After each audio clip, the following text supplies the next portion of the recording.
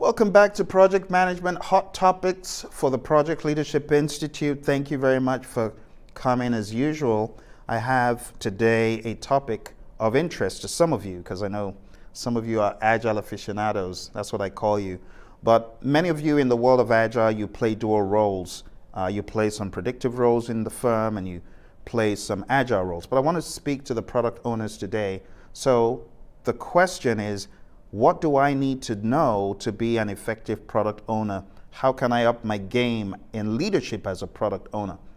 And I want to teach you a few things from my book. The book is called How to Be a Great Agile Leader, 5 Steps.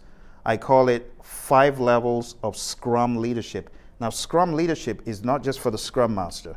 Scrum leadership is for everyone, okay? It's for everyone on the Scrum team. But for the product owner, what is the role of the product owner? The product owner is a business representative who understands the product, who understands the business, and who understands the business case for the product. And this is why in a lot of companies, they believe the transition, the career path for a business analyst could be to grow into some form of a product owner, but it doesn't always follow. There's a lot of other characteristics that a great product owner should have. You know, one of the terminologies we use for the product owner in Agile space is the Chief Value Officer. And what does that mean? It means that the product owner should be aware of value. The product owner really needs to understand what is value to my customer, what is value to my business unit that I represent. And when we talk about value, value is really the net benefits that a user or a customer experiences from the product. And when I say product, I don't want to lose those of you who are into services, because a product is just a general term. A product owner could be a product owner of a product, a service, or even a lab result, for example. So don't get into the trap of thinking that Agile and this stuff we're talking about is just for products. That's not true. So services, other kinds of operational type of work, you could have a product owner role helping through that, okay? So the Chief Value Officer, what that means is we're just sensitive to value. We know what value is. We represent the business to get the maximum value at the end of every sprint. Of course, without killing the team, right? Within the confines and the sensibilities of what our team's capacity is and what their velocities and things like that. So I want to give you a few ideas, like I said, in Scrum leadership for the product owner. The very first one, the product owner must see themselves as a servant leader, right? That's what the S in Scrum stands for. It stands for being a servant leader. You're a servant leader for the business. You are there to serve the business. You're there to represent their interest, not yours. You're there to usher in the team to help you to get these stakeholder leanings and needs met. So you as a servant leader, you put on that hat of business. How can I serve you? What do you need me to do? What features, what aspects of this tool, of this product, of this service do you need me to accentuate? What are the big blocks, the big chunks of functionality that will radically change your life? How can I prioritize Epic 1 versus Epic 10? How do I know that this is what I need to be working on now? This is how you come in with a servant mindset. And then for the team, when you are interacting with the team product owners, your mindset needs to be, how can I serve you? Yes, I'm a quasi-customer to you. I'm a business representative to you, but how can I help you get more finesse? How can I fine-tune these stories? Or how can I give you a better perspective of the why behind this, or the attached value to a story or an epic or some other product backlog item? So you always need to be coming in with that servant leader mindset. The next one is a mindset of collaboration, right? So the C in Scrum is for collaboration. The mindset here needs to be, you're not working for me, you're working with me. We're not working against each other, right? It's often said the Scrum Master needs to shield the team from interruptions. But heaven help them when the product owner themselves are the interruption or the problem. Hopefully that's not the case here. But the general idea is we need to collaborate. Let's work together. How can I work with you? Not how can you work for me? That's not the mindset. So when you put on that thinking hat of I am working with you, team, development team, right? Scrum Master.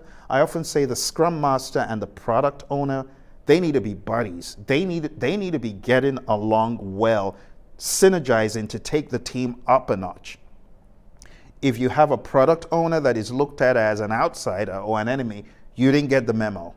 Scrum teams, do you copy me? You are not doing it the right way. The right way is to be inclusive about the product owner and the product owner to be inclusive of the team, okay?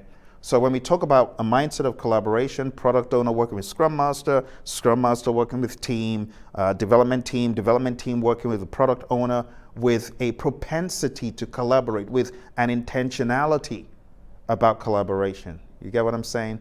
So collaboration is key, right? The R is for results oriented. Results oriented leadership. I was talking to a Scrum Master the other day, and this individual was getting a little bit frustrated at the team. I won't say he or she or his or her because you'll know who I'm talking about. But was getting quite frustrated about the team and saying, my team is always dodging work. They just fold at the end of the sprint and they just start coasting. You know, we got from, let's say, Tuesday to Friday, but by Tuesday afternoon, they're coasting. They're not putting in their best. And I'm like, well, we got a bigger problem, because one of the things we talk about in Scrum is trust. We trust each other, there's no suspicion, and we believe that the Scrum team is doing the best they can to deliver what they've committed to. That's the idea. But if people are being fickle, truly, and folding up and not putting in their best and, you know, not putting in their full capacity, maybe they've got a capacity of 5 hours a day, 6 hours a day, and they're only putting in 2 hours and goofing off the rest and socializing, well, that's not good enough. Which is why we talk about being results oriented. So everyone on the team should have gotten the memo. It's a mindset adjustment for our team to be results oriented. But I also want to make it clear there needs to be balance. You know, we talk about the Agile Manifesto principles, and one of the principles we talk about is sustainable pace. We talk about maintaining a constant pace indefinitely. A constant pace doesn't mean fast pace. You know, the tortoise and the hare. The hare was a speed demon, a maniac, and ran out of gas. That's a fast pace. The tortoise had the constant pace and eventually got the project done, got to the end goal. So I encourage you to be results oriented, but at the same time have balance. I would also say defer to the Scrum Masters, product owners. It's the place of the product owner to speak to the Scrum Master when things don't smell right. You know, on an Agile team, there's times things don't look right or smell right. You might want to have that conversation with the Scrum Master, because Scrum Master is a coach of the team, right? It's not to say that the product owner can't coach the team, but the Scrum Master should be definitely that person who is in tune, amp up the being in tune, right? And therefore, product owner, when you're not clear on something or you need to get additional information or perspectives, I would encourage some discussion with the Scrum Master. All right, so results oriented is important. When the team is committing to certain amounts of work. I know you folks, you use t-shirt sizing. I know some of the other teams you use story points, but you know, I know you convert them at the end of the day. So it still boils down to a visible velocity or completed versus committed, CVC. When the CVC number is so lopsided that a lot of what was committed to wasn't done, then we have a problem. Okay, so I would say hold everyone accountable, not in a threatening way, but again, coming from a mindfulness approach, which we're soon going to talk about. Being mindful of things people are going through, but at the same time, holding the team accountable. So it could start off with a why. Why is this happening? And it could be a question that you open to everyone. But you got to hold each other accountable, right? Remember that in the world of Scrum, it's a Scrum team, right? It's not it's not the Scrum Master and the developers versus the product owner. That's important. All right, you in this world is just for unifying. Unify people, don't divide them. So product owner, always put in a good word where necessary, where there's an opportunity, put in a good word for the team. Don't throw the team under the bus. Yeah, that team's so useless, it's so lazy, they can never deliver on time. No, don't do that. That's not the way to unify, right? Unify. There are two types of people, right? There's people who unify and there are people who divide. It's that simple. You're either a unifier or you're a divider. There's no dishwater doll in the middle. No, you're one or the other. Which one are you? Product owner is the question. So be a unifier, unify teams. Finally, we have M, and M is for mindfulness. And mindfulness just means emotional intelligence and empathy. You can actually find this broken down to great details in the book. The 5 levels of Scrum leadership. I'm going to put a link below. But the idea is for everyone on a Scrum team to be a servant leader, to be collaborative, to be results-oriented so we can have targets ourselves. And this is how we want to bring up our teams, to encourage our teams, especially those new agile teams. We want to grow them into a mindfulness of results-oriented. We want them to be aware of it. And then we have unifying. Let's unify. Let's not divide. Let's not subtract, right? Let's unify. Let's not divide. And then we have mindfulness, okay? So as far as the base of things I want product owners to do, that pretty much forms it, the SCRUM, right? That's what Scrum stands for in this 5 levels breakdown that I have. So what I would like to advise for product owners in closing, I want to say, 1, don't stop understanding this terrain, okay? The role of a product owner is essential for effectively managing a product's development and maximizing its value. The understanding of Agile is not just relegated to a Scrum Master. So I want you to put on that thinking cap of, I'm an Agilist. It's not just for the Scrum Master, right? Agile principles begins with an introduction to that, understanding the principles, understanding what the 12 principles really mean, and understand which principles are predominantly in your court, because some are, right? Like when we talk about highest priorities to satisfy the customer through early and continuous delivery of valuable product value, right? This is your piece. It's the value piece.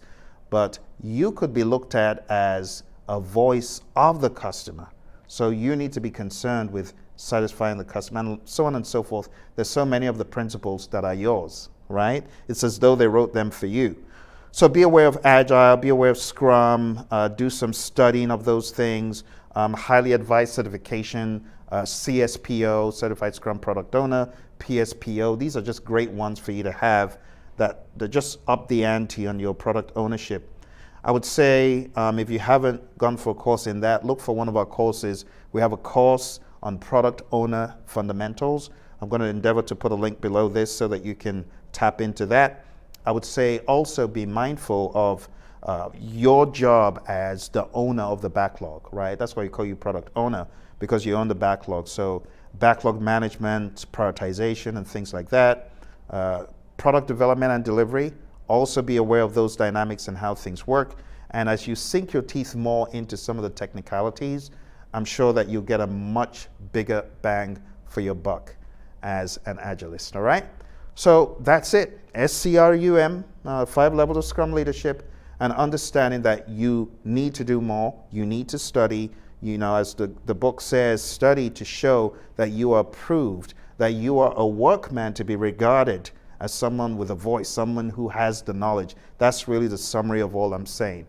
All right, so understand your 5 levels of leadership, keep studying Agile, keep understanding value, keep understanding what the backlog is all about, keep asking yourself, what are the ways I can prioritize? What are the ways that, instead of using the fire alarm method of he or she who screams the loudest in the business, how about using a little bit of ROI, a little bit of cost of delay, right? How about using a little bit of understanding of value versus urgency? How about understanding the place of risk, right? Because I often say if you have a big risk and big value, your customer is going to be unrelenting. They're not going to let you go. You think the business unit is going to let you go if you're not delivering value? You're saying, I don't want to do that, it's too risky. No, that's the big, hairy, audacious goal. That's the big, hairy, audacious value that's waiting.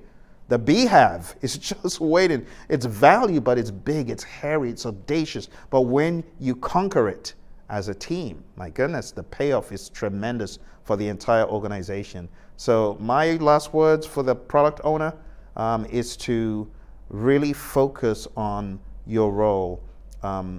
Invest some money in books, training. Like I said, I'm going to put a link below to training that you can take from my buddy Roy and I, and you can get more into this world of product ownership, okay? Thank you for those of you watching. If you got any questions, put them in the comment below. I'll get back to you as soon as possible.